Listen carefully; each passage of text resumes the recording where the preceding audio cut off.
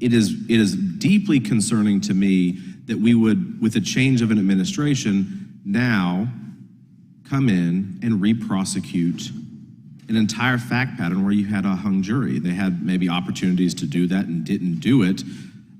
People are very concerned at home about a Justice Department, a law enforcement agency continuing to push things, and it's you versus the government in a lot of ways. Mr. Esformes has already spent 4.5 years in prison. He had a restitution order still intact of $5.5 million and a forfeiture order of $38.7 million. But the DOJ feels compelled to re-bring up these charges. I find it difficult to see how this is not two-tiered justice system. Mr. Tolman, I want to turn to you. Do you believe there's any potential political or personal motivations driving the decision to re-prosecute Mr. Esformes? And if so, why do you think that that is? I do. I think there are, because on the record, the prosecutors told the judge that they would not charge those hung jury accounts if the conviction was upheld. It was upheld.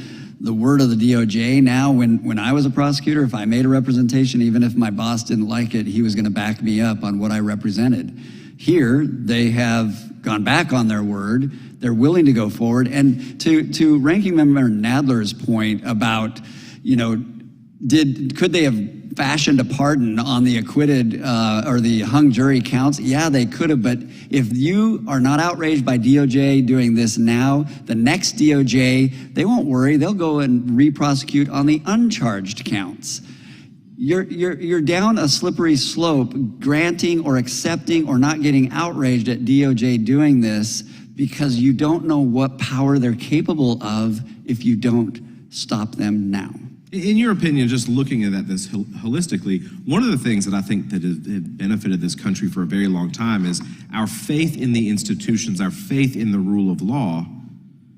Does this eradicate or erode American citizens' faith in the rule of law, in our system, in our justice system, in your opinion?